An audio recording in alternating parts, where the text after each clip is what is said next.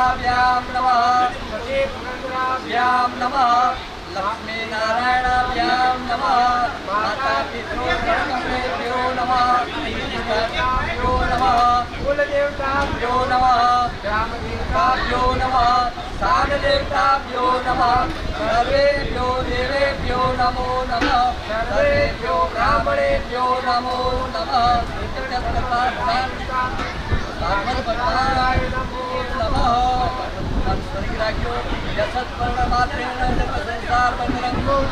नमस्ते विष्णवे ब्रह्म विष्णवे देवताभ्यो नमो नमस्काराभ्यां संपूज्याम्बरधरं देवं शशिवर्णं चतुर्भुजं अभिषिद्यार्थ सिद्ध्यर्थं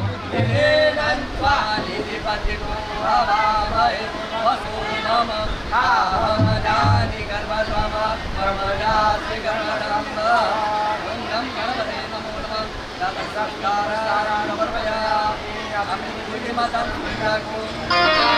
नमः शिखेट विशिखां शापं गुणां तर्जने विप्राणामण्डलात्मिकां शशिधरं दुर्गां त्रिनेत्रां भजे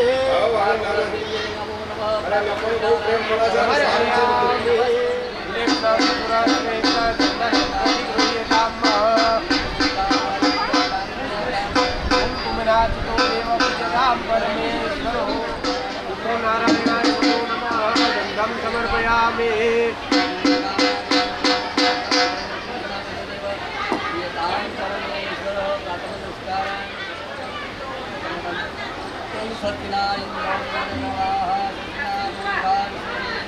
स्वस्तिरसार्चो अरिष्टनेमि स्वस्तिनो बृहस्पति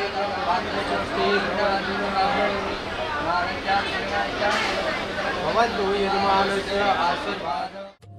ताड़ी पाड़ो तो मारा रामनी रे बीजी ताड़ी न होय जो ताड़ी पाड़ो तो मारा रामनी रे बीजी ताड़ी न होय जो ताड़ी पाड़ो तो मारा रामनी रे बीजी ताड़ी न होय जो ताड़ी पाड़ो तो मारा रामनी रे बीजी ताड़ी न होय जो वातु करो तो मारा श्यामनी रे बीजी वातु न होय जो वातु करो तो मारा श्यामनी रे बीजी वातु न होय जो समरण करो तो सीताराम नारे बीजा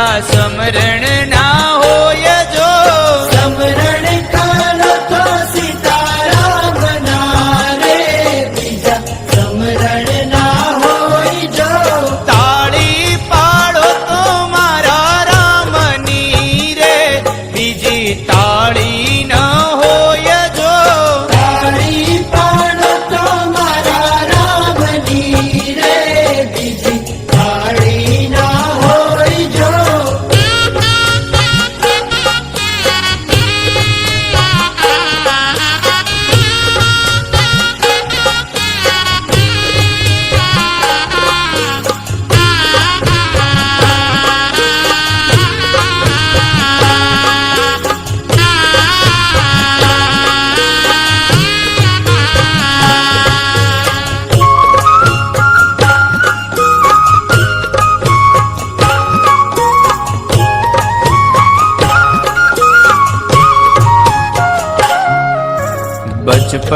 बचपन में घणो फेर छे रे बचपन कोने कहवाय जो बचपन में घणो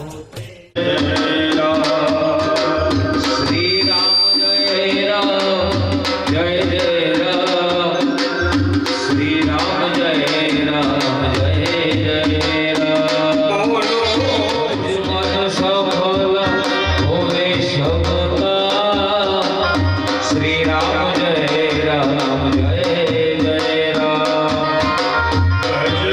सफल होने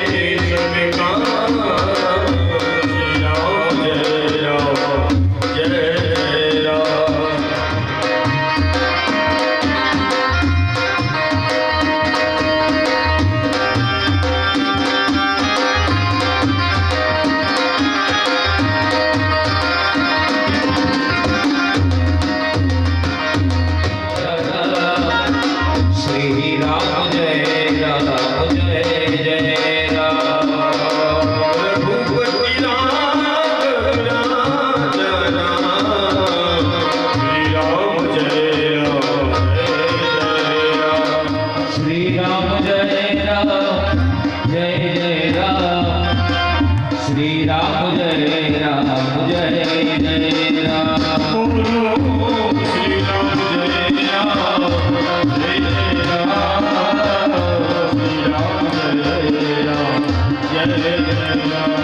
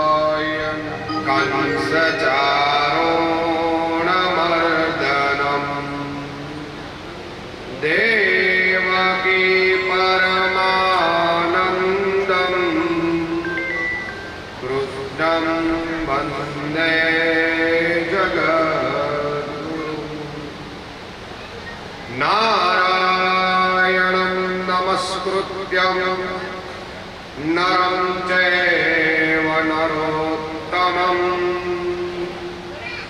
देवीं सरस्वती व्यासं ततो जयमुदीरये।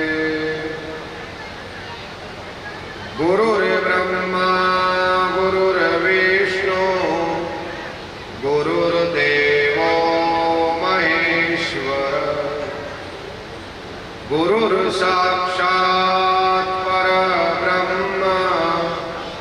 तस्मै श्री गुरुवे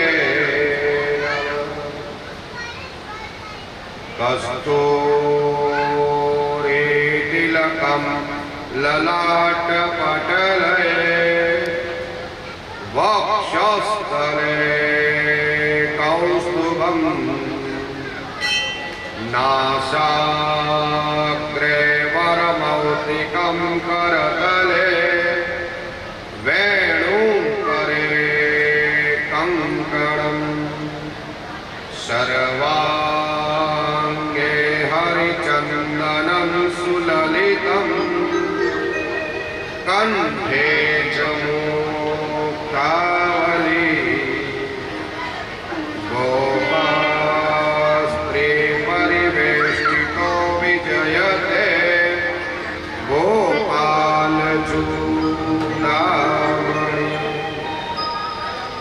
बोलिए द्वारिकाधीश की भागवत भगवान की जय।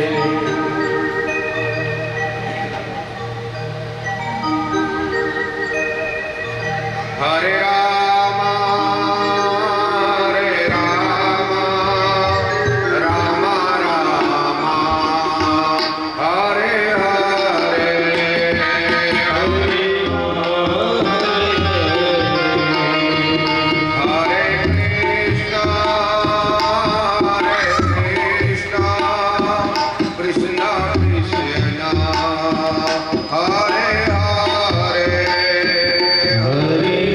कृष्ण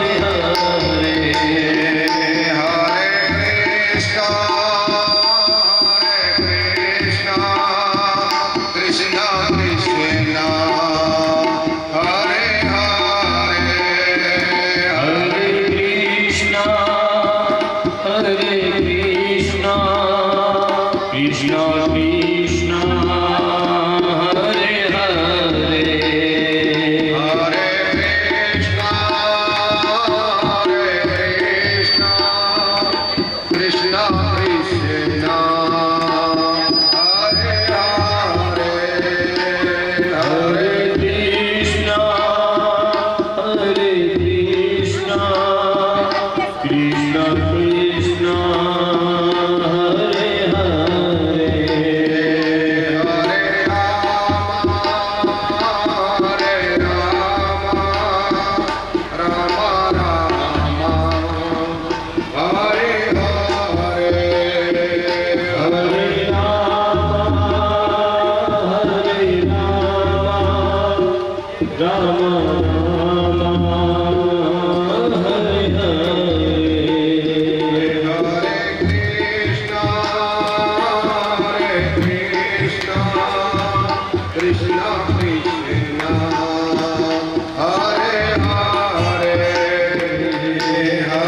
हरे हरे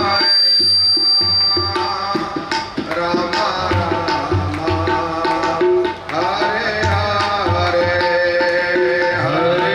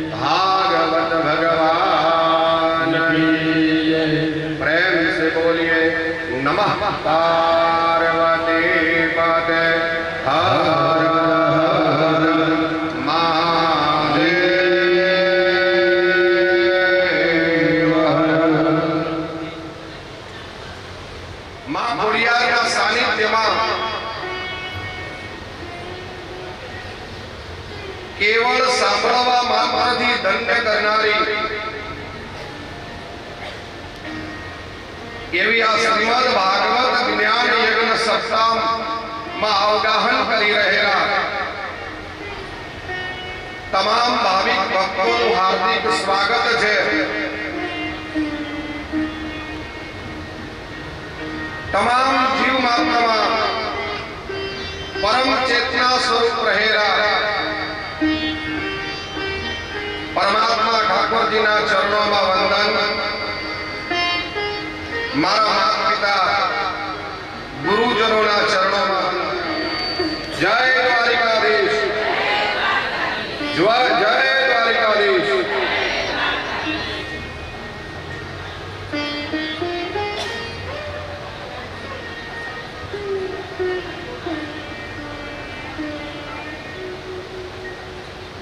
આજે 5મો દિવસ.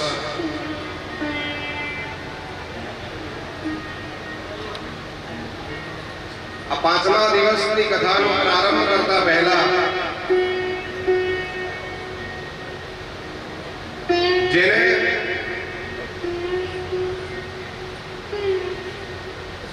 આ શ્રીમદ ભાગવત જ્ઞાન યજ્ઞ સપ્તાહમાં મનોરથી બનવાનો જેને અવસર સાંપડ્યો છે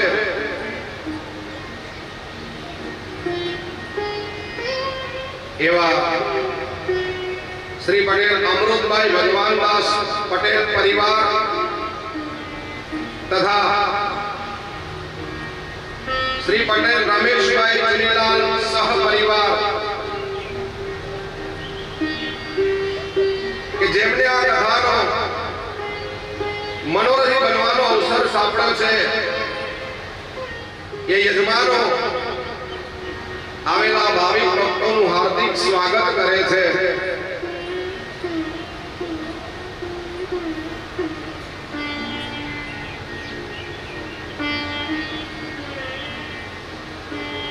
ગઈકાલે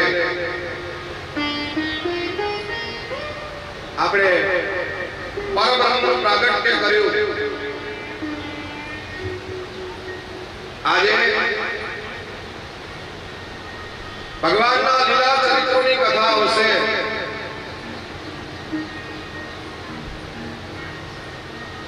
પરંતુ એ કથાનું રસપાન કરતા પહેલા આપણી કથાનો રોજનો જે ક્રમ રહેલો છે એક પ્રાર્થનાનું પુષ્પ ભગવાનના ચરણોમાં અર્પણ કરી પછી જ આપણે આ શ્રીમદ ભાગવત જ્ઞાન યજ્ઞ સપ્તાહનો પ્રારંભ કરીશું. તો એ પ્રાર્થનાના પુષ્પનું નામ છે દામોદર સ્તોત્ર.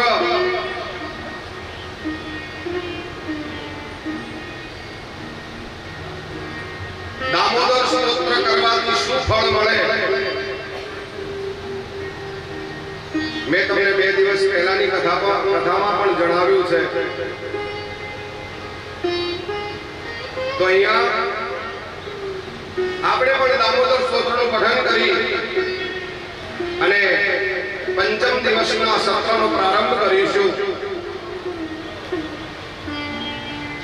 આવડે તો સાથે બધા જ બોલજો.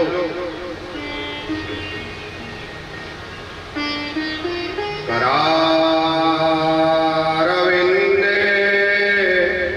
નપદારવિંદમ મુખારવિંદે વિનવેશયંતમ વટસ્પત્ર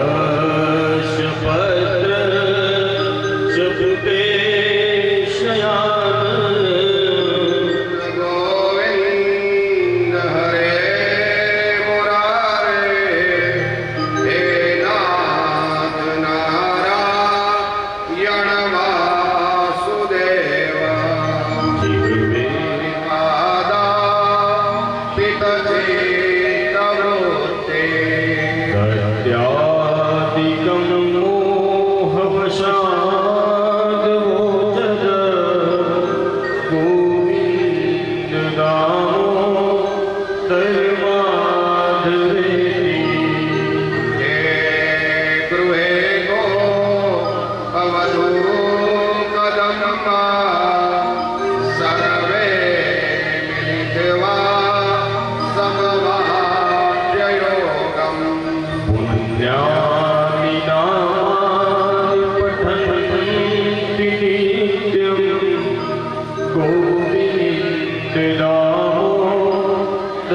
गोविन्दनामोदरमादरेति हंसयाना निलेन जेपि नामानि विष्णो प्रवदन्ति मर्त्या सदेवं भज सुन्दराणि नामानि कृष्णस्य मनोहराणि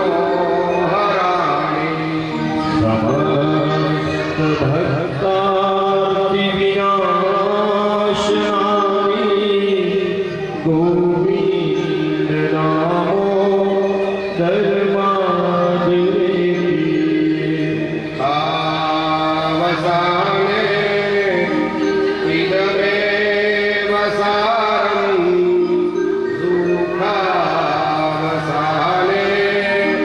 इदमेव ज्ञेयम् देहावसाने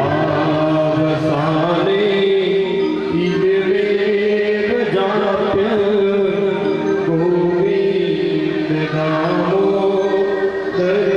गोविन्दनामोदरमादरेति कृष्णराधा वरगोकुलेश गोपाल गोवर्धननाथ विष्णु गोविन्देति भगवान् देवा अमितं त्वां परमं वदामि आवळयेथा मधुराक्षराणि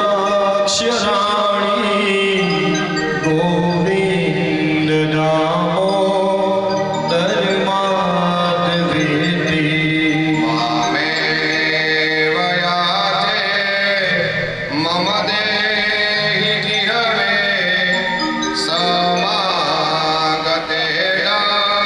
दधरे कृतान्ते वक्तव्यमेवं मधुरं सुभक्ता गोलोक संचरी बोलिए बालकृष्ण भगवान की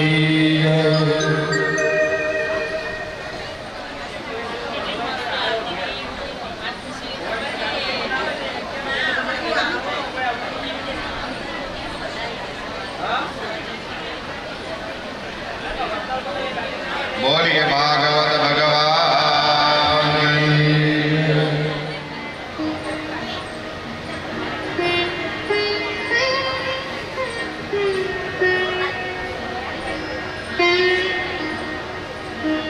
હવે આપણે બધા અહીંયા શા માટે ભેગા થયા છીએ તો કે છે કથાનું શ્રવણ કરવા માટે આપણા બધા શરીરના અંગો બધા ઘણા છે પણ શ્રવણ કરવા માટે એકલા કાનનો જ ઉપયોગ થાય વાલા જો મોઢાનો ઉપયોગ કરીને કથા સાંભળીએ તો એમાં મજા આવે નહીં. આપણી જોડે અવ્યવસ્થા હોય તો આગા પાછા થઈને બેસીએ.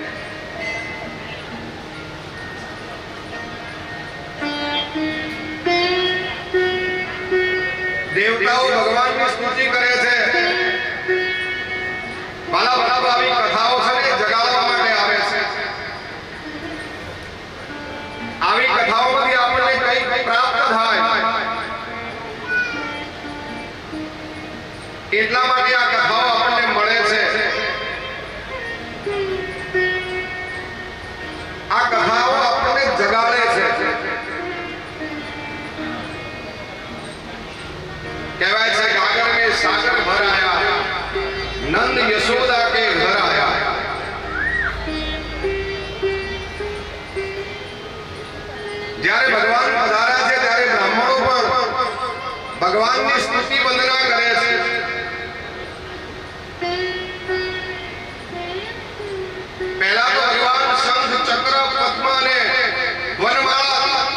શોભિત પધાર્યા છે.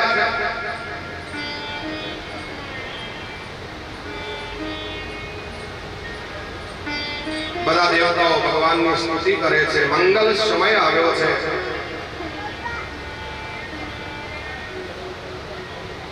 અથઃ ગુણો સર્વ ગુણોપેતઃ કાલ પરમ શોભન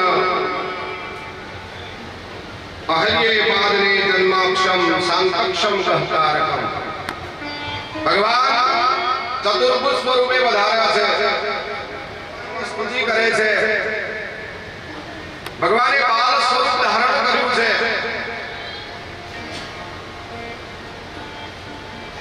તમામ જીવાત્માઓ આજે ભગવાનની સ્તુતિ કરે છે.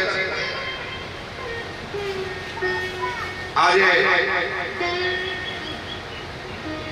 ભગવાનના પ્રાગટ્ય પછી ભગવાનના લીલા ચરિત્રોની કથા આવશે.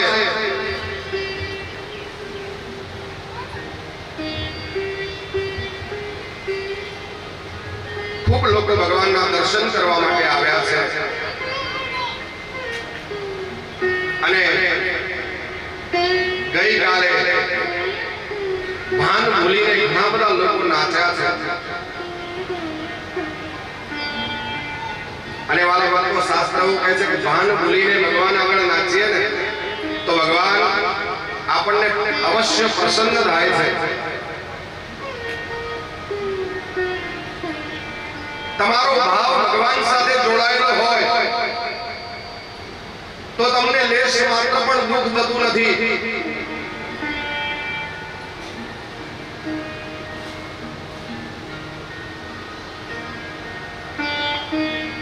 કહેવાય છે કે જ્યાં સુધી તમે ભગવાન સાથે જોડાયેલા રહો છો ત્યાં સુધી કોઈ પરિસ્થિતિ તમને દુઃખ આપતી નથી.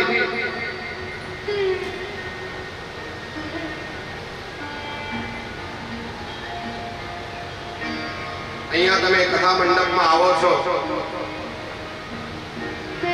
ઘણા એવા પણ હોય કે ઘરની અંદર એસી પંખા વગર ન રહી શકે, સોફા વગર નીચે ન બેસી શકે, પણ આ મંડપની અંદર કદાચ થોડી ઘણી અવ્યવસ્થા હોય તો પણ આપણે અહીંયા શાંતિથી બેસીને ભગવાનની કથા સાંભળીએ છીએ. કારણ અહીંયા બેઠા પછી તમે ભગવાન સાથે જોડાઈ જાઓ છો. 3-4 કલાક જે તમે અહીંયા બેસો ભગવાન સાથે તમારી લિંક જોડાઈ જાય છે એટલે તમને કોઈ પરિસ્થિતિ દુઃખ આપી શકતી નથી.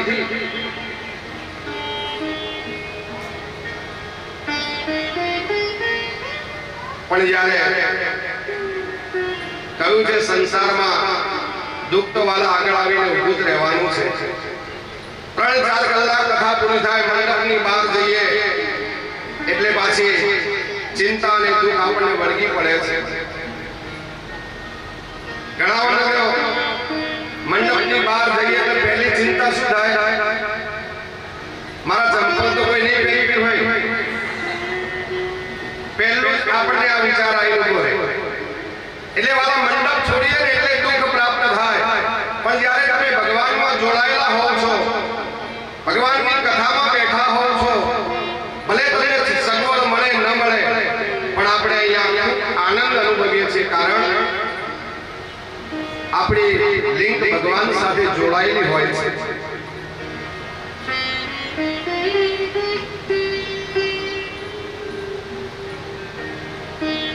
આપણી પાસે આવું કહે છે પરમાત્મા પધાર્યા છે, પણ પરમાત્મા તો સર્વ વ્યાપક છે વાલા.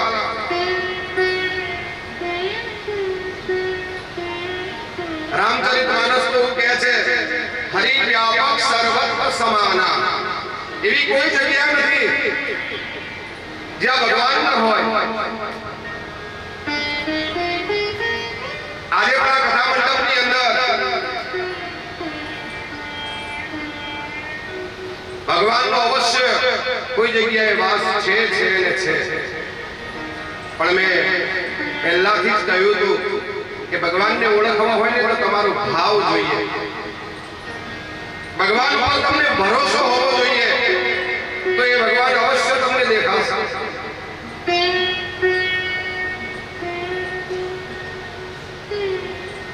બાકી આ સંસારમાં તમે શોધવા જશો ને તો ભગવાન મળશે નહીં.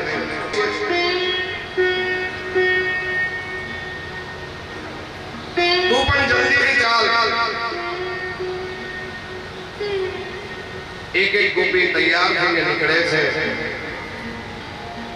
નંદ બાબાના આંગણામાં મોટો ઉત્સવ થયો છે. પણ વાલા બાબા બધી ગોપીઓ જાય છે ને ત્યારે કંઈક ના કંઈક વસ્તુ ભેટ સાથે લઈને જાય છે. જ્યારે આપણે કોઈ સારા કામમાં જઈએ ને તો સાથે કંઈક ભેટ લઈને જવું પડે.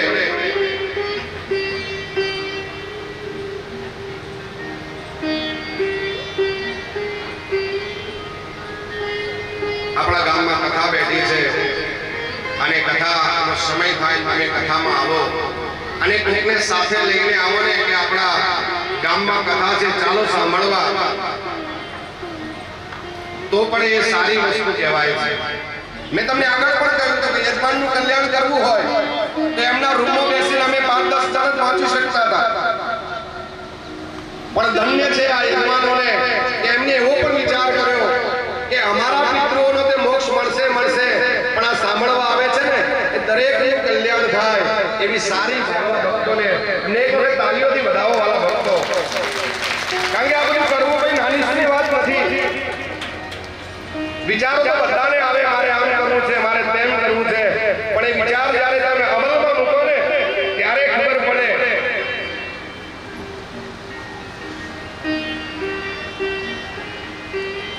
એટલે આ કથાઓમાં કોઈ આમંત્રણની જરૂર હોતી નથી, દરેક આવી શકે વાલા.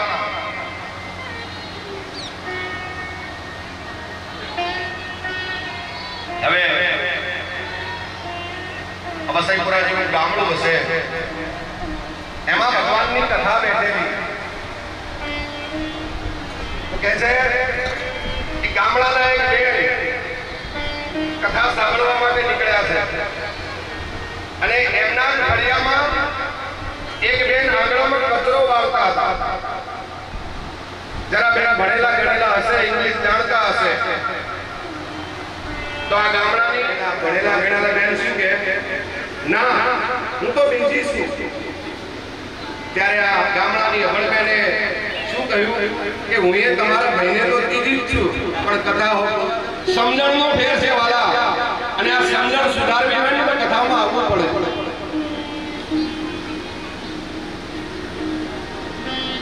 તો કથામાં આવો તો સાથે કોઈને લઈને આવો તો પુણ્યનું ભાથું તમે પણ પહોંચતા રહેશો.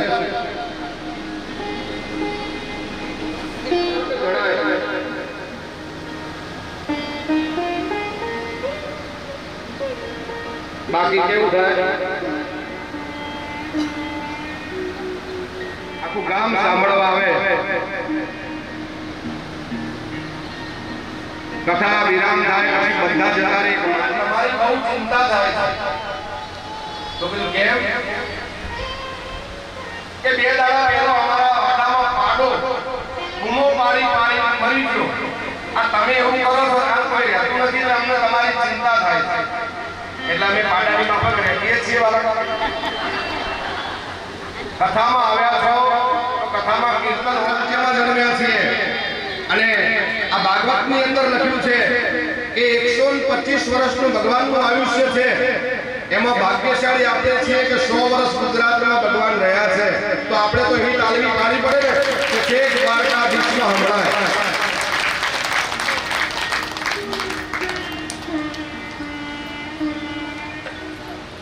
એટલે કથાની અંદર શક્તિઓ અને નંદ બાબાના આંગણામાં પધાર્યા છે. નંદ બાબાએ પાલક પિતા છે. નંદ બાબાએ વેદ મંત્રોના ગાન કરનાર અને બ્રાહ્મણોને દાન આપ્યું છે. એવું કહેવાય છે કે ભગવાનના જન્મ પછી નંદ બાબાએ 2 લાખ ગાયોના દાન કર્યા છે. પણ એ ગાયો કેવી, તો કહે છે દૂધ દેતી ગાયો દાનમાં આપેલી છે. જ્યારે અત્યારે આપણા કળિયુગનો માણસ કેવો નકામું થાય ત્યારે દાનમાં આપે.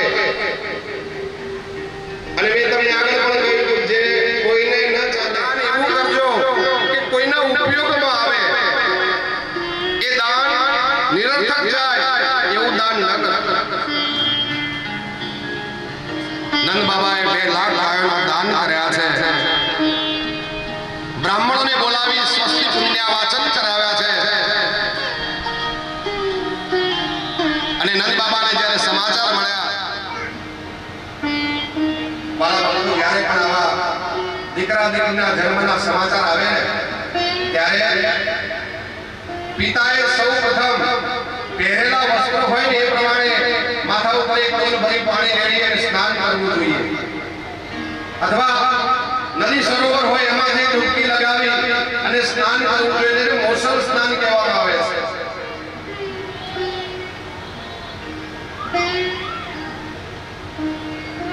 અને બીજું પણ તમે જ્યારે કોઈ તીર્થોમાં સ્નાન કરો, નદી સરોવરમાં સ્નાન કરો અને જ્યારે તમે બહાર નીકળો ને ત્યારે વાલા ભક્તો તમારું શરીર તમે લૂછતા નહીં.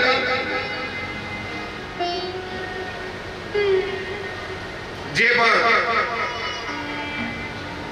ભગવાનના મંદિરમાં જઈ અને સંતાન ગોપાલ યંત્રના જાપ કરી રહ્યા કે ના મારે તો સંતાન નથી, પણ મને એવી ઈચ્છા છે કે આ નંદ બાબાને ત્યાં સંતાન થાય, એટલા માટે હું આ ગોપાલ સંતાન મંત્રના હું જપ કરી રહ્યો છું. એટલા માટે કહ્યું છે વાલા ભક્તો, આ સર્વજન હિતાય સર્વજન સુખાય, બીજાના કલ્યાણ માટે જપ કરવામાં આવે છે.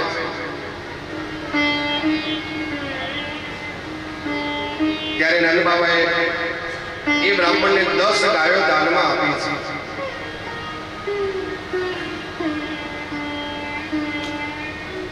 કારણ કે પોતાના ઘેર સંતાન ન હોવા છતાં બીજાના ઘેર સંતાન થાય એવા હેતુથી એમને સંતાન ગોપાલ મંત્રના જાપ કર્યા છે. 10 ગાયો દાનમાં આપી. 10 ગાયો લઈ અને ભૂદેવ ઘેર આવે છે. ઘર નાનું હતું એટલે 1-2 ગાયો પોતાના આંગણામાં બાંધી, 2-4 પોતાના ઓસરીમાં બાંધી, બીજી થોડી ઘણી એમને અંદર ઘરમાં બાંધી. એ વખતે ભૂદેવના પત્ની ગોરાણી પાણી ભરવા ગયેલા યમુનાની અંદર. જ્યારે પાણી ભરી અને પાછા આવ્યા ત્યારે આંગણામાં ગાયો, ઓસરીમાં ગાયો, ઘરમાં ગાયો જોઈ. ગોરાણીને આવતા જોઈ આ ભૂદેવ 2 હાથ પકડી અને ખૂબ ભાવથી નાચવા લાગ્યા છે કે નંદ ઘેર આનંદ ભયો જય કનૈયા લાલ કી, નંદ ઘેર આનંદ ભયો જય કનૈયા લાલ કી. ગોરાણી કહે છે પણ શું કરો છો? ગોરાણી થોડા છે ને આકરા સ્વભાવના હતા. તમે આ કરો છો શું કે તને ખબર નથી આપણા નંદ બાબાને ત્યાં દીકરો જન્મ્યો છે, કે નંદ બાબાને ત્યાં દીકરો જન્મ્યો, લાલા તમે કેમ મારો છો? કારણ કે ગોરાણીનો સ્વભાવ કડક હતો. અને આ બધું શું છે કે ગાયો બધે આંગણામાં ગાયો, ઓસરીમાં ગાયો, ઘરમાં ગાયો. હવે એવું ક્યાં? તો કે છે નંદ બાબાએ 10 ગાયો આપી દાનમાં, એટલે મેં લઈ લીધી. ગોરાણી કે તમને તો કોઈ દાનમાં હાથી આપે તો શું લઈ લેવાનું? છોકરાને 12 મૂકી આપવાના? તમારામાં તો અક્કલનો છાંટોય નથી. આવું બોલી અને ગોરાણી ગોર મહારાજને ખખડાવે છે. ગોર મહારાજ કહ્યું કરવું શું? પોતે માથું ખંજવાળે છે અને પછી ધીરે રહીને કહે છે એક વાત સાંભળ તો ખરી. અરે મારે તમારું કશું સાંભળવું નથી, તમારામાં તો બુદ્ધિ જ નથી. કોઈ દિવસ સારું કામ કર્યું છે?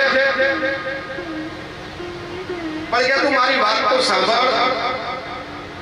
આપણી પાસે એટલો ગાયો હતી નહીં, એટલે નંદ બાબાએ મને 10 ગાયો આપી, એટલે મેં 10 ગાયો લીધી અને મનમાં એવો વિચાર કર્યો કે 5 ગાયો આપણે રાખીએ અને 5 ગાયો મારા શાળાને ઘેર મોકલાવું. આ શાળાનું નામ લીધું ને એટલે ગોરોણી પણ નાચવા માંડ્યો. નંદ ઘેરા નંદ ભયો જય કનૈયા. ભાઈ ચૂલાના સગા હોય ને એનું સાંભળવા મળે ને એટલે શેર લોહી ચડી જાય. શાળાને આપવાનું કહ્યું, ગોરોણી પણ હવે નાચે છે.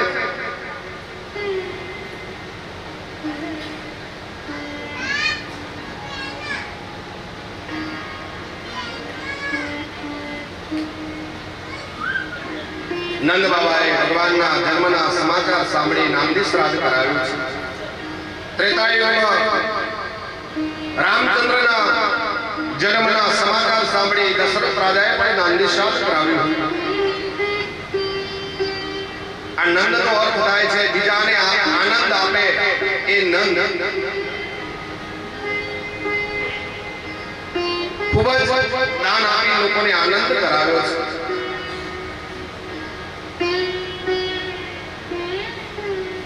અહીંયા ભાગવતજીમાં લખ્યું છે વાલા ભક્તો, તમારી પાસે સંપદા મિલકત સંપત્તિ હોય તો દાન આપજો, પણ કોને આપજો એવું પણ આ ભાગવતજીમાં લખેલું છે કે દાતવ્યમ ઇતિ દત્તાનામ દિયેચેન કારણે દેશ કાલે ચ પાત્રે તદ્દાનમ સાત્વિકમ શ્રુતમ. દેશ કાળ સમય અને પાત્ર જોઈને દાન કરજો વાલા. એમ જ્યાં ત્યાં દાન કરી દેશો તો એ તમારું દાન ઉભી નીકળશે નહીં. તમારા દાનનું મહત્વ વધારવું હોય તો એક તો સમય જોઈજો, ક્યાં આપવું, કોને આપવું, કેવા માણસને આપવું, આવી પાત્રતા જોજો. બાકી અત્યારે તો ઘણા પ્રકારના દાન માંગવા માટે આવે છે, પણ એમ જ્યાં ત્યાં તમે દાન આપી દો ને તો એ દાન તમારું ફળતું નથી એવું ભાગવતજીમાં લખેલું છે વાલા.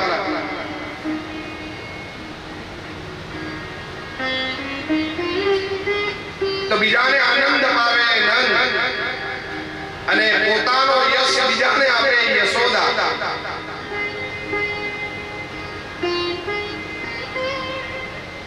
આ સંસારમાં મોટી સફળતા એ છે કે આપણે કરેલા કર્મનો યશ બીજાને આપી દેવો. આ આપણા કર્મની મોટામાં મોટી સફળતા છે વાલા. પણ આપણાથી એ થતું અમે કર્યું છે, અમારાથી યશ બીજાને કેમ અપાય? આ તો અમે અતાને થયું.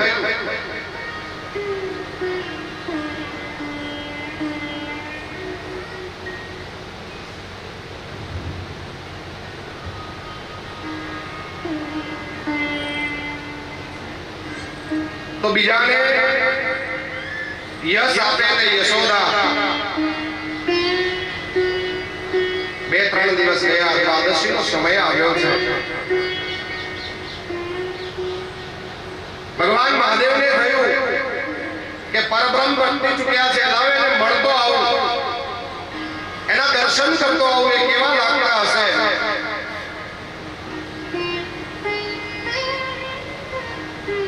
પણ બાળક ઉપર પ્રગટ્યા છે, બાળક તો નાનું હશે એને મળવું કેવી રીતે?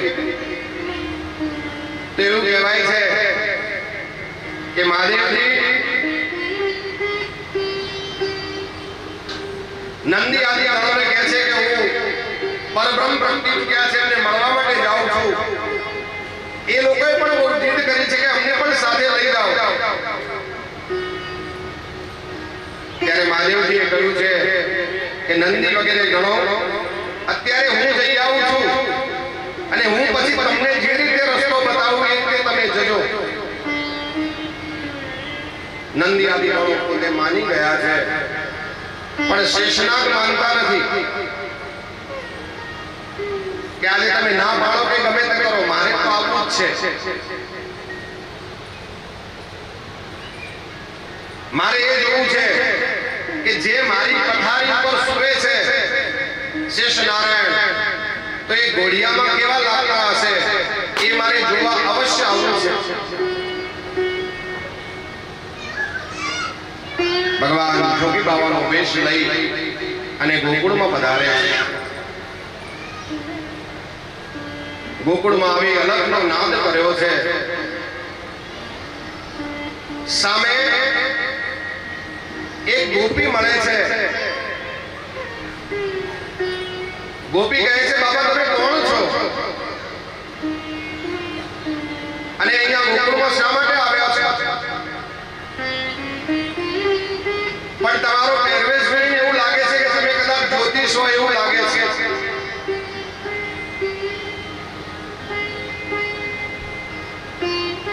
મહાદેવજીએ મનમાં વિચાર્યું કે લાવને ઘડીક જ્યોતિષ થઈ જાવ. જો હું જે કામે આવ્યો છું એ કામમાં સફળતા મળતી હોય તો જ્યોતિષ થવામાં વાંધો શું કે હા હું જ્યોતિષ છું.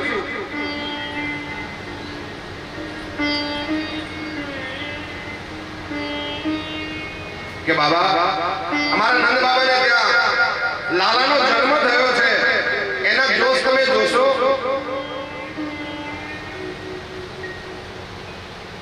મહાદેવજી કહે છે, જો જોશ જોવાના બહાને પણ ભગવાનના દર્શન થતા હોય તો લાવને કહી દઉં, હા હું જોશ જોઈ લઈશ. ગોપી નંદાલયમાં લઈ જાય છે.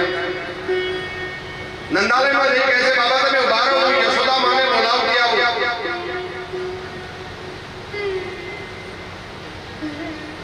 ગોપી અંદર જઈ બૂમો પાડે છે, યશોદા, યશોદા. યશોદાજી સાંભળ્યા, ધીરે બોલ, મારો લાલો સૂવે છે, કેમ બૂમો પાડે છે? તો કહે છે, આપણા ફળિયામાં એક જ્યોતિષ આવ્યા છે અને સારું જ્યોતિષ જાણે છે, તો આપણે પણ આપણા લાલાનું ભવિષ્ય બતાવીએ.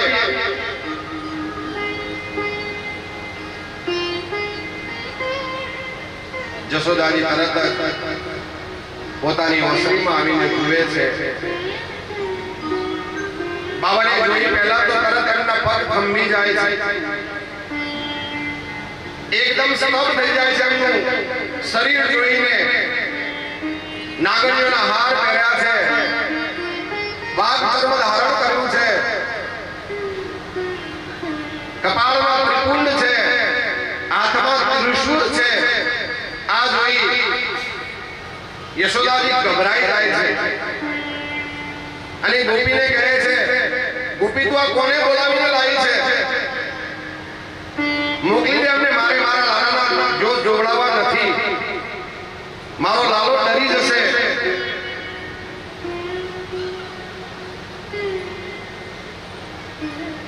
જશોદાજીની વાત સાંભળી ગોપી પાછી આવી બાબાને કહે છે, બાબા માં ના પાડે છે કે એને લાલાનો જોશ જોવડાવવા નથી.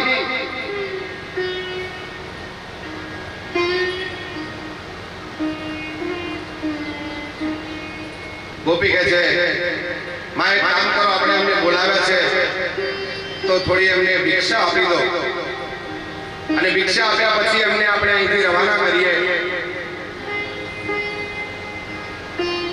લાલો અંદર સૂવે છે. બાબાને થયું કે પરાણે યુક્તિ મળી હતી એ પણ ફેલ થઈ. અંદરથી ભિક્ષાની થાળી ભરી લાવી અને યશોદાજી પેલા બાબાને આપે છે કે લો ભિક્ષા, પણ મારે મારા લાલાના જોશ જોવડાવવા નથી. તમે અહીંથી જતા રહો.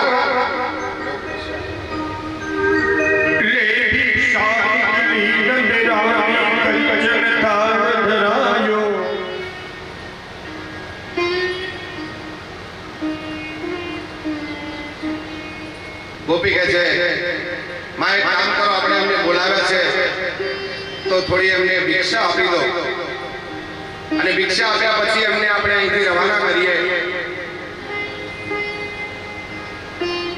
લાલો અંદર સૂવે છે.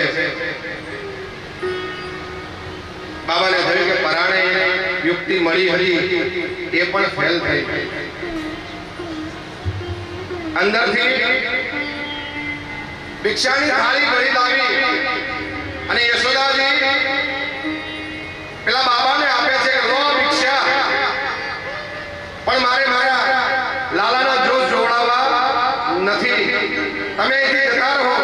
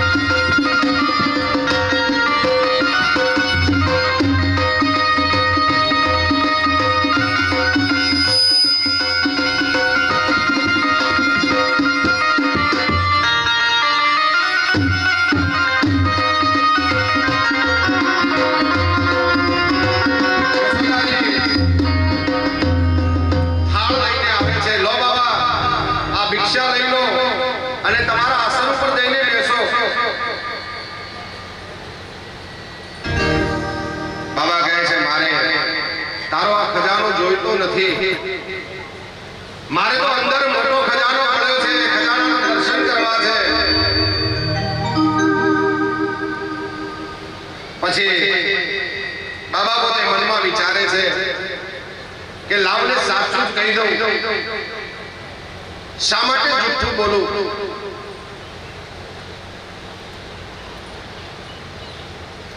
ત્યારે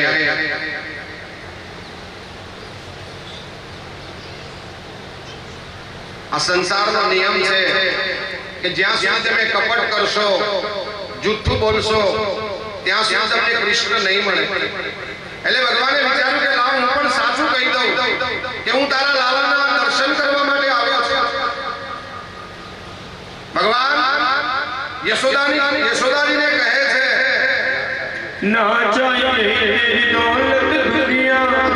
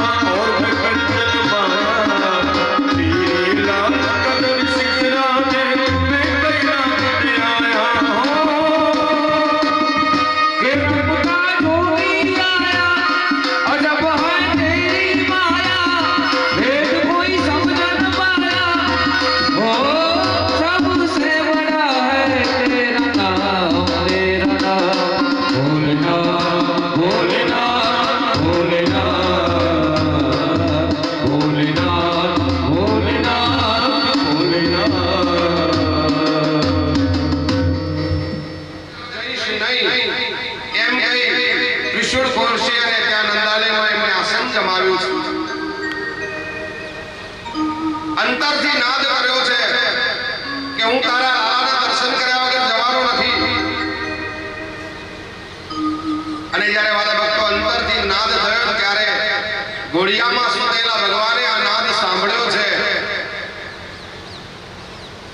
અને ભગવાન જોર જોરથી રડવા લાગ્યા છે.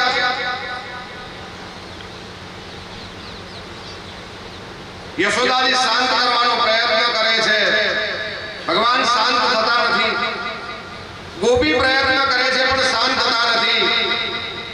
વધારે ને વધારે રડે છે. ત્યારે ગોપી કે માં કદાચ પેલા કોઈની નજર લાગી હોય એમ લાગે છે. અને નજર પણ એટલી ભયાનક લાગે છે કે લાલો બંધ થતો નથી.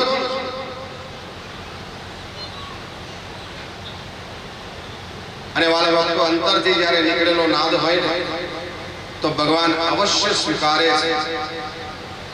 ભગવાનને બોલાવવા માટે કોઈ મોટી બૂમો પાડવાની જરૂર નથી.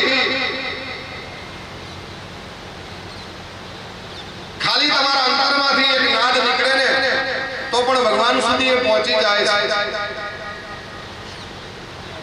કારણ કે ભગવાન પત્ર પુષ્પમ ફલમ તોયમ બધી જ વસ્તુ ભગવાન સ્વીકારે છે.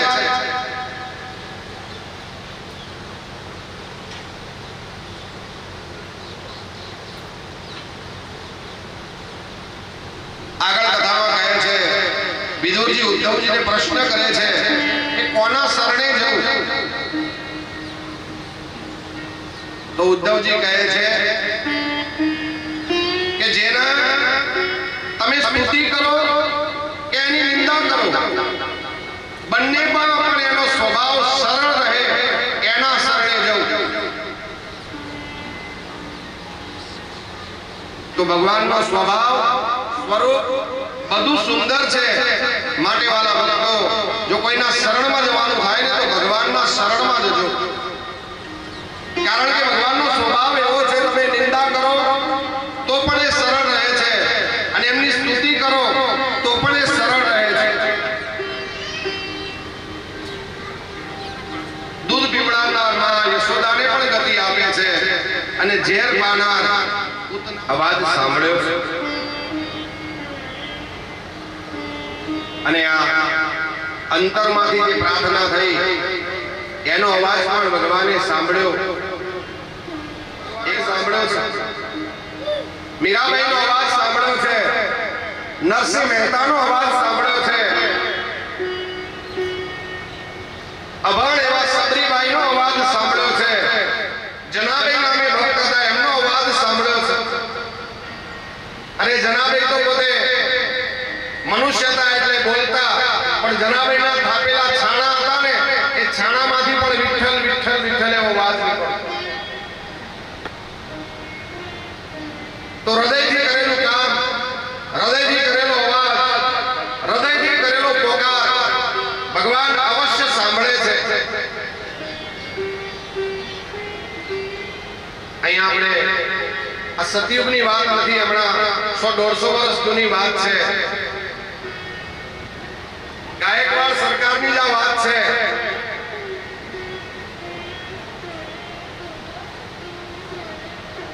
વડોદરાની બાજુમાં કોયલી ગામ છે. એ કોયલી ગામની પ્રાથમિક શાળામાં એક મનસુખરામ નામે માસ્ટર શિક્ષક હતા, જે ડાકોરવાળા રણછોડરાયજીના અનન્ય ભક્ત હતા.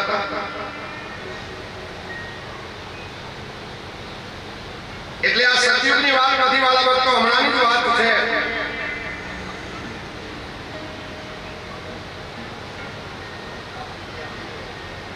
તમારા હૃદયમાંથી નીકળેલો ભાવ શું ન કરી શકે એની આ કથા છે. તો આ મનસુખરામ માસ્ટર પ્રાથમિક શાળાની અંદર પોતે નિષ્ઠાથી ભણાવે છે. અને એ ગામમાં એના વિરોધીઓ પણ બહુ છે. અને વાલા ભક્તો, એક સાચી વાત કહું કે સારા માણસના વિરોધીઓ બહુ હોય વાલા ભક્તો. અને તમે જો સારું કામ કરો છો તો એક બાજુ ખરાબ સાંભળવાની પણ તૈયારી રાખવી પડે.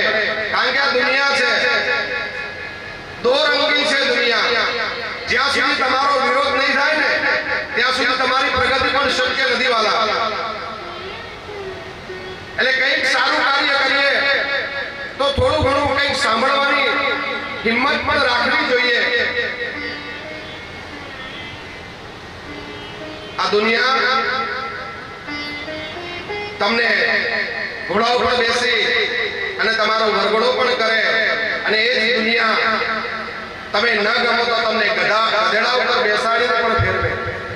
એટલે દુનિયા સામું જોવું નહીં વાલા ભક્તો. આપણે જે કર્મ કરવાનું ધાર્યું છે કે મારે આ સારું કર્મ કરવું છે તો વિરોધ તો થવાનો જ છે. અને મેં કહ્યું વિરોધ ન થાય ત્યાં સુધી તમારી પ્રગતિ થતી નથી. એટલે વિરોધીઓથી ડરવું નહીં. આપણે જે લક્ષ્ય, જે કામ હાથમાં લીધું છે એને પૂરું અવશ્ય કરવું. અને આપણે દુનિયાને રાજી કરવા માટે શું કામ કરીએ ભાઈ? મારા ઠાકોરજીને રાજી કરવા કામ કરો. ગમે એવો વિરોધ હશે તો એ કામની અંદર તમને સફળતા મળશે મળશે ને મળશે.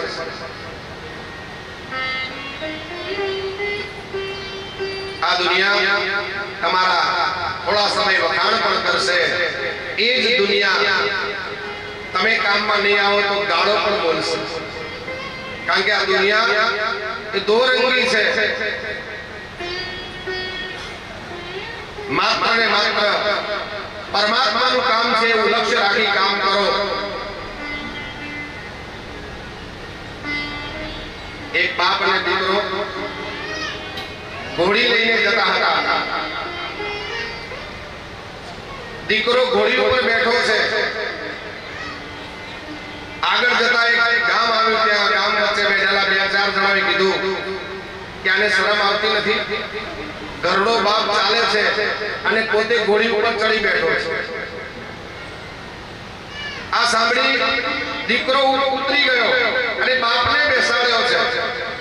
થોડા આગળ ગયા ત્યારે બીજું ગામ આવ્યું. ત્યાં પણ કઈ ગામ વચ્ચે બેઠેલા માણસોએ કીધું કે આ ઘરડા બાપને દયા નથી આવતી. આ હળવા ફૂલ જેવા બાળક ચાલે છે અને પોતે ગયડો થઈ અને ઘોડા ઉપર ચડી બેઠો છે. આ સાંભળી બંને જણ ઘોડા ઉપર બેઠા છે. થોડે આગળ ગયા ત્યારે બીજું ગામ આવ્યું. ત્યાં પણ બેઠેલા લોકો કહેવા લાગ્યા કે અમને મૂંગા પશુ પર દયા નથી આવતી. જોવાને એકી સાથે 2 જણ ચડી બેઠા છે. આ સાંભળી 2 જણ નીચે ઉતર્યા છે અને ઘોડીને હાથમાં લઈ અને ચાલતા નીકળ્યા છે. તો એ આગળ ગામ આવ્યું ત્યારે લોકો કહ્યા કે ઘોડી લઈને નીકળ્યા છે, બેસતા તો છે ને. હવે માનવું કોનું ભાઈ બોલો? એટલે આ દુનિયા છે ને એ દો રંગી છે. સારું કાર્ય કરવાનો નિર્ધાર કરો તો વિરોધીઓ પણ થશે, એનો વિરોધ પણ થશે, પણ વાલા ભક્તો એને રાજી કરવા માટે કામ કરશો ને તો એક પણ ઉમેદ તમારા વચ્ચે આવશે નહીં. આપણો ભાવ, આપણું કાર્ય કરવાનું મનની અંદર નિષ્ઠા હોવી જોઈએ. મારો કહેવાનો મતલબ એ છે કે પરમાત્માએ તમને જે કામે મોકલ્યા છે ને એ કામ નિષ્ઠાથી કરો, ભલે વિરોધ થાય. તો આ મનસુખરામ માસ્ટરનો વિરોધ જે ભણતા હતા એમના દીકરાઓ પણ કરે અને જે નથી ભણતા હતા એમના માતા પિતા પણ વિરોધ કરતા. અને સર્વસામાન્ય એક વાત છે વાલા, તમે કોઈ પણ ગામમાં સારું કામ કરો, મંદિર મહાદેવ બનાવો, કોઈ સ્કૂલ કોલેજ બનાવો, સારું કામ કરો. તમે પણ જોયું હશે કે જે લોકોએ વધારે દાન આપ્યું હોય ને, જે લોકોએ સમજો જે લોકોએ વધારે દાન આપ્યું હોય એ કોઈ દિવસ હિસાબ માંગવા આવતા નથી. અને જેને કશું નથી આપ્યું ને એ લોકો હિસાબ માંગતા હોય છે કે આના ખર્ચો બતાવો, આમાં ક્યાં ખર્ચ. એટલે વાલા કહ્યું છે કે સારા કામમાં 100 વિરોધ થવાના છે. મનસુખરામ માસ્ટરનો વિરોધ થયો. એમણે શિક્ષણાધિકારીને પત્ર લખ્યો છે કે અમારા ગામમાં એક ભગતનો શિક્ષક આવ્યો છે જે આખો દિવસ ભજન કરે છે અને બાળકોને ભણાવતો નથી. હવે પત્ર ઓફિસમાં જાય એટલે પૂછપરછ તો થવાની. ત્યાંથી એક અધિકારી તપાસ કરવા માટે આવે છે. સ્કૂલમાં આવે છે, જોવે છે તો બાળકો બેઠા છે. આ મનસુખરામ નામે માસ્ટર ભગવાનનો ફોટો મૂકી સ્તુતિ કરાવે છે, ભગવાનની પ્રાર્થના કરે છે. આંખો બંધ છે બધાની.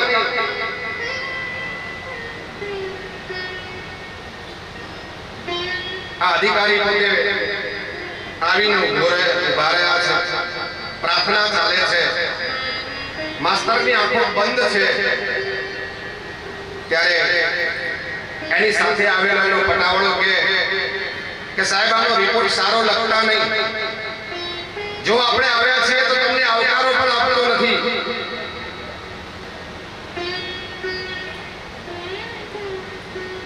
સાહેબ એને ચૂપ રહેવા કહ્યું.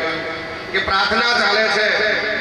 શાંત સરોવર અને પ્રાર્થનામાં કોઈ દિવસ કાંકરી ચાલો કરવો નહીં એવું એ પટાવાળાને સમજાવે છે. પટાવાળો ગરમ થયો છે ને અમે કહેવાય છે ને ભાઈ ચા કરતા કેટલી વધારે ગરમ હોય. તપે સૂરજ પણ દજાડે નીચેની રેતી. એટલે કહ્યું છે કે ચા કરતા કેટલી વધારે ગરમ હોય.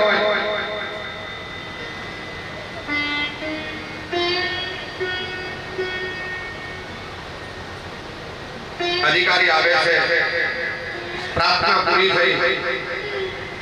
મનસુખરામ માસ્ટરની નજર મળી છે. ઓ સાહેબ તમે ક્યારે આવ્યા? અમારી પ્રાર્થના ચાલતી હતી, અમે તમને જોયા નહીં. આવો આવો બેસો. અધિકારી કહે છે કોઈ વાંધો નહીં. બંને જોડે બેઠા છે. બાળકોના સંસ્કાર પણ એટલા બધા છે કે વારે વારે ઉભા થઈ અને અધિકારીને પ્રણામ કર્યા છે. પછી અધિકારીએ કહ્યું કે આપણે ચાલો ઓફિસમાં બેસી વાતો કરીએ. બાળકોને રજા આપી દો. બાળકોનો મોટો ભેદ પડ્યો છે. બાળકો છૂટ્યા છે ત્યારે ગામના ગોત્રે બેઠેલા એ કહ્યું કે કેમ આજે વહેલા છૂટ્યા? તો કે છે અમારા સ્કૂલમાં મોટા સાહેબ આવ્યા છે અને મોટા સાહેબે અમને છુટ્ટી આપી દીધી. મનસુખરામ માસ્ટર અને અધિકારી વચ્ચે વાતો થઈ. એમના બાળકોના સંસ્કાર જોયા, ભણાવવાની રીત જોઈ અને અધિકારી 5 રૂપિયાનો પગાર વધારી અને નીકળી ગયા છે. આ બાજુ ગામવાળાને ખબર પડી કે આપણે જે અધિકારીને બોલાવ્યા હતા એ તો એમનો પગાર વધારીને ગયા.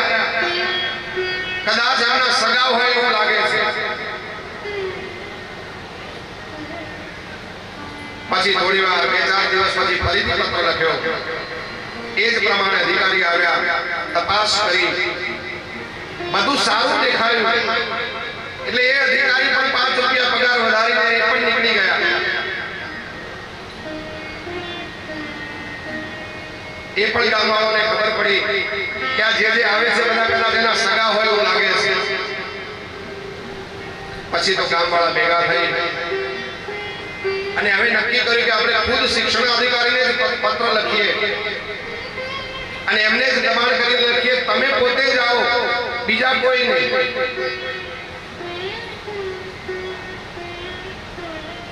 પછી કોઈએ કહ્યું કે અમને દર પૂનમે ડાકોર જવાની ટેવ છે, એટલે આપણે લાવો કેલેન્ડર જોઈએ ક્યારે પૂનમ છે અને પૂનમના દિવસે જ અધિકારી આવે એવું લખીને મોકલો. એમને કેલેન્ડરમાં જોયું તો ચાલુ દિવસે પૂનમ હતી. અને આ મનસુખરામ માસ્ટરને નિયમ હતો કે ગમે તેવું કાર્ય હોય પણ પૂનમના દિવસે ડાકોર જવું ને જવું. ડાકોર જ્યાં વગર ચાલે નહીં.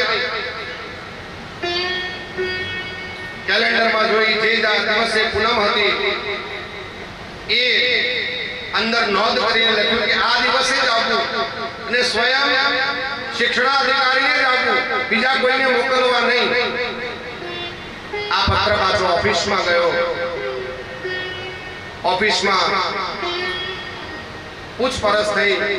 આગળ જે અધિકારી ગયા હતા એમને બોલાવ્યા છે કે ભાઈ આ વારે વારે પત્ર આવે છે, શું છે બધું આ, તમે ગયા કે નહીં? ત્યારે અધિકારી કહે છે સાહેબ ખરેખર આ ગામના લોકો ખોટો વિરોધ કરે છે. અમે 2 વખત જઈ આવ્યા. તમે છોકરાઓના સંસ્કાર જુઓ, શિક્ષકના સંસ્કાર જુઓ, ખોટા હેરાન કરતા હોય એવું લાગે છે. ત્યારે આ વખતે શિક્ષણાધિકારી નક્કી કર્યું કે હવે હું ખુદ જઈશ અને જે દિવસે પૂનમ હતી એ દિવસે સવારે 10 વાગ્યાની ટ્રેન. મનસુખરામ માસ્ટરને ડાકોર જવા માટેનો સમય થયો. એક માણસને રેલવે સ્ટેશન પર બેસાડ્યો છે કે આ માસ્ટર જાય છે કે નહીં એ તું ધ્યાન રાખજે. બરોબર ટ્રેનના ટાઈમે જઈ મનસુખરામ માસ્તર ટ્રેનમાં બેઠા છે. પેલાએ જોયું કે હા માસ્તર ગયા. બીજી ટ્રેન આવી, એમાં આ શિક્ષણાધિકારી ઉતર્યા છે. એમનું આદર સન્માન કરી એમને ગામમાં લાવ્યા છે. ગામમાં લાવી અને વિગત સમજાવી કે આવું થાય છે. ભગતનો શિક્ષક છે, ભણાવતો નથી. અમારા છોકરા આખો દિવસ રખડતા હોય છે. ત્યારે આ વાત મનસુખરામ માસ્તરના પત્ની ઉજમબાઈને ખબર પડી છે કે ગામ લોકો મારા પતિને હેરાન કરવા માંગે છે. એમને એવો નિયમ છે કે પૂનમના દિવસે ડાકોર દર્શન કરવા જવું.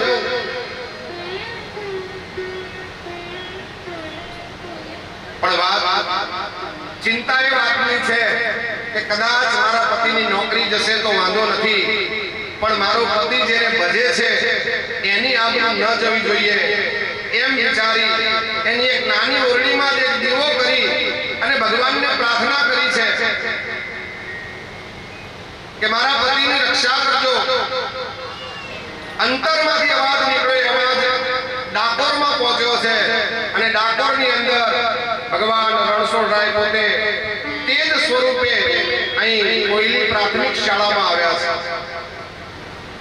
અને રાબેતા મુજબ જે રીતે મનસુખરામ માસ્તર ભણાવતા હતા એ જ રીતે આ ભગવાન પોતે બાળકોને ભણાવે છે.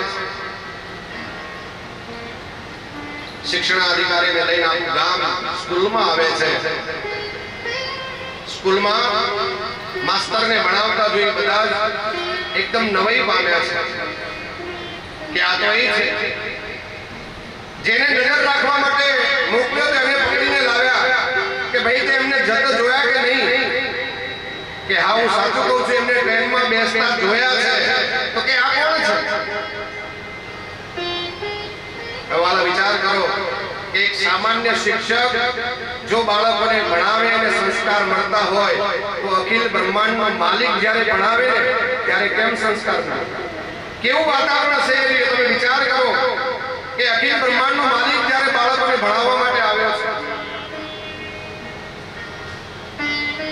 શિક્ષણાધિકારી આ દ્રશ્ય જોયું. ગામવાળા કે તમે સાહેબ ઢીલા ન થઈ જતા, આપો આને બધું આવડે છે. શિક્ષણાધિકારી તમે શા માટે હેરાન કરો છો? આટલું સુંદર વાતાવરણ છે, આટલા બાળકોમાં સંસ્કાર છે, સારી રીતે ભણાવે છે, તો તમને શું કામ એને હેરાન કરો છો?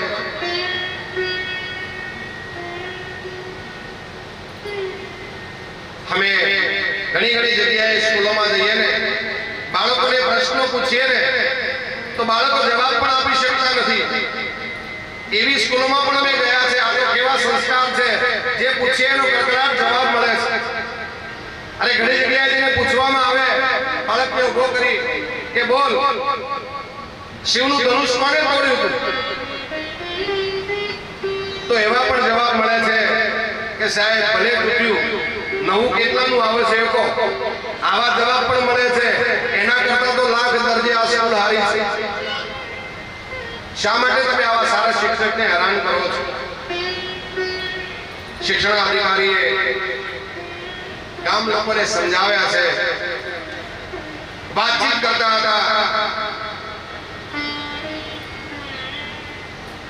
ઘેર જઈ અને શિક્ષણાધિકારીને બધું સમજાવ્યું. એમને ટ્રેને વળાવવા જાય છે કે આ બધા ગામ લોકો હજુ કઈ સમજી શકતા નથી કે આ કેવી રીતે બન્યું હશે. અને થયું એવું કે જે ટ્રેનની અંદર આ શિક્ષણાધિકારી બેસવા જતા હતા એ જ ટ્રેનમાંથી પેલા મનસુખરામ માસ્તર ઉતર્યા છે. મનસુખરામ માસ્તરે અધિકારીને જોયા, પ્રણામ કર્યા છે. એવું સાહેબ તમે ક્યારે આવ્યા? અને તમે આવવાના એવી ખબર હોત તો હું ડાકોર ન જોત. અધિકારી કહે છે શું કામ આવું બોલો છો? હમણાં તો આપણે મળ્યા છીએ, તમારી સાથે વાત થઈ છે. પેલા બે તમારો 5-5 રૂપિયા પગાર વધાર્યો. મેં મેં તમારો 15 રૂપિયા પગાર કર્યો છે, આપણે હાલ તો મળીને નીકળ્યા છે. મનસુખરામ માસ્તર સમજી ગયા કે ભણાવવાળો બીજો કોઈ નહીં, મારો રણછોડ રાય જ હશે. આંખમાંથી આંસુ નીકળી ગયા છે. ત્યાં જ એમણે કાગળ અને પેન માંગ્યું છે. લાવો પેન ને કાગળ, હું હવે રાજીનામું આપી દઉં છું. મારે હવે નોકરી કરવી નથી, કારણ કે જે ને હું ભજું છું એ જો મારા માટે કામ કરી જતો હોય તો મારે એવી મજૂરી એના પાસે કરાવી નથી. મારે હવે માત્ર ને માત્ર એની ભક્તિ કરવી છે. ગામ લોકોએ સમજાવ્યા, અધિકારીએ સમજાવ્યા, પણ મનસુખરામ માસ્ટર રાજીનામું આપી દીધું છે. તો વાલા ભક્તો, મારો કહેવાનો તાત્પર્ય એ છે કે તમે અંતરમાંથી તમારો અવાજ નીકળે ને તો ભગવાન અવશ્ય સાંભળે છે, એમાં કોઈ શંકા નથી. અને તમારે ભગવાનને જોવા હોય તો ચતુર્ભુજ હાથવાળા ભગવાન જોવા નહીં મળે. તમારે ભગવાનને જોવા હોય તો તમારા દુઃખના સમયમાં કોઈ કામમાં આવે તો સમજી લેવું કે મારા માટે ભગવાન છે. તમે કોઈ વેપાર ધંધો કરતા હોય અને સવારે દુકાન ખોલી દીવાબત્તી કરી અને ભગવાનને પ્રાર્થના કરો છો કે સારો ગ્રાહક મોકલજે, તો ભગવાન ખુદ લેવા આવે છે. પણ વાલા ભક્તો, તમારા ત્યાં જે ગ્રાહક આવે ને એ પણ તમારું ભગવાન જ છે. એટલે કહ્યું છે કે તમારા કામમાં જે આવે એ તમારું ભગવાન. બાકી તમે પદ્મ ગદા મનવાળા લઈને જે શોધતા ભગવાનને શોધવા જશો ને તો ભગવાન નહીં મળે. તો ભગવાન મહાદેવજી અંતરમાંથી અવાજ કર્યો છે, ભગવાને ઘોડિયામાં સાંભળ્યો છે, ભગવાન રડે છે. ગોપી આવીને કહે છે કે બાબા તમે નજર ઉતારો છો? તો કે હા, હું નજર ઉતારવામાં તો ગોલ્ડ મેડાલિસ્ટ છું. તો કે કેવી રીતે? ત્યારે ભગવાન કહે છે કે હું જેની નજર ઉતારું ને એને જીવનમાં બીજા કોઈની નજર લાગવા દેતો નથી. અને ભાઈ, સમય માટે સાવધાન. સમય બધાનો આવે. છેવટે લાલાને સફેદ કપડામાં વીંટીને બહાર લાવ્યા છે. બહાર લાવ્યા પછી યોગી અને યોગેશ્વરની નજર મળી છે અને યોગેશ્વર બંધ થયા અને યોગી રડવા લાગ્યા છે. બાબાને રડતા જોઈ જશોદાજીને કહ્યું કે બાબા તો ચમત્કાર છે, મારો લાલો બંધ થયો અને પોતે રડવા લાગ્યા છે.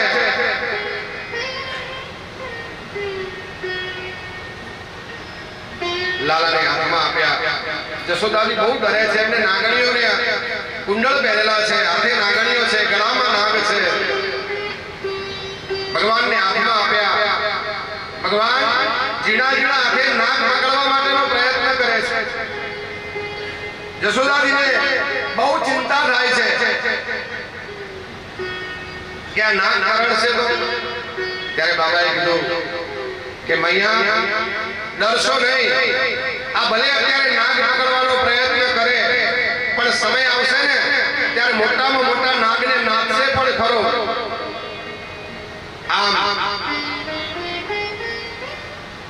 ભગવાન પોતે ભગવાન યોગેશ્વરના દર્શન કરી અને એક કથા બતાવી છે.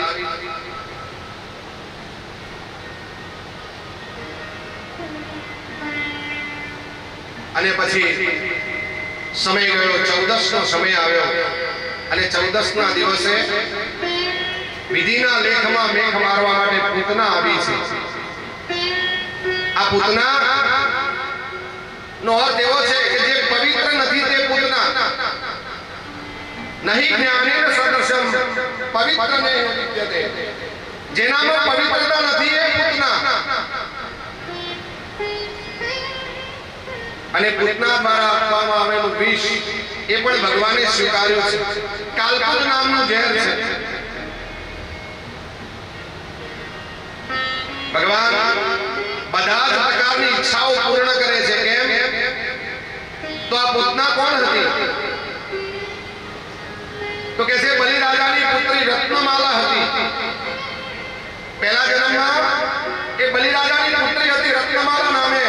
જ્યારે ભગવાન વામન સ્વરૂપે આવેલા ને ત્યારે એને મનમાં વિચાર આવેલો કે આવું નાનું બાળક હોય તો ગોદમાં બેસાડવાની કેવી મજા આવે.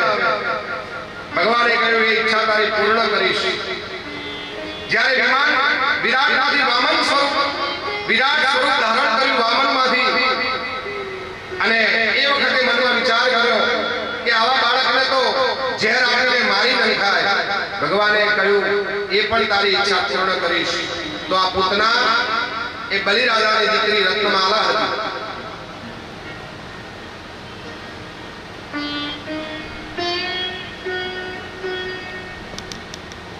ભગવાને એની ઈચ્છા સંપન્ન કરવા માટે ઝેર પીધું છે. પોતે કાલકૂટ નામનું ઝેર લઈને આવેલી છે. મય દૂધ તો હતું જ નહીં. જ્યારે એનો પ્રાણ ખેંચાયો ત્યારે આકાશમાં આવીને મૂળ સ્વરૂપમાં આવી છે અને બૂમો પાડે છે, મને છોડી દે, મને છોડી દે. ત્યારે ભગવાન કહે છે, પૂતના તું મારી પાસે આવી છે, હું તારી પાસે નથી આવ્યો. અને જે મારી પાસે આવે છે ને એને હું જીવનભર છોડતો નથી. અને પૂતનાનો ત્યાં ઉદ્ધાર કર્યો છે. મહાકાય શરીર ઉપર ભગવાન રમી રહ્યા છે. ઘેર યશોદાજીને ખબર પડી, તરત જ બધાને લઈ દોડતા આવી ભગવાનને લઈ લીધા. સ્નાન કરાવ્યું છે, ગૌમૂત્રથી સ્નાન કરાવ્યું, ગાયના પૂંછડાથી એમના માથા ઉપર 7 વખત પ્રદક્ષિણા કરાવી છે.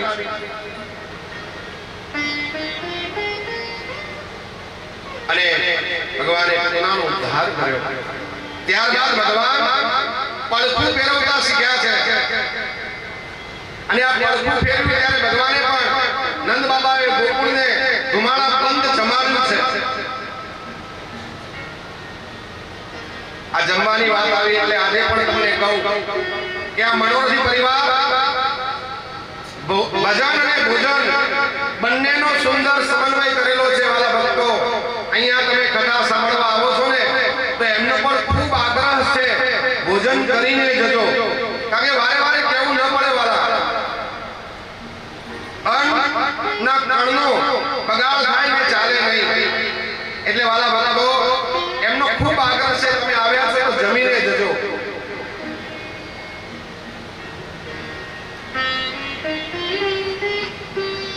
અહીંયા ભગવાને પૂતનાનો ઉદ્ધાર કર્યો છે.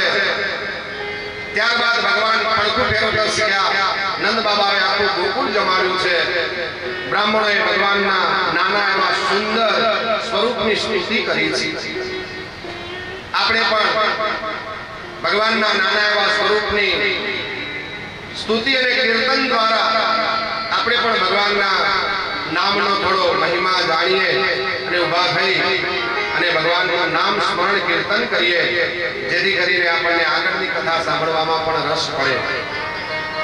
બોલો શ્રી દ્વારિકા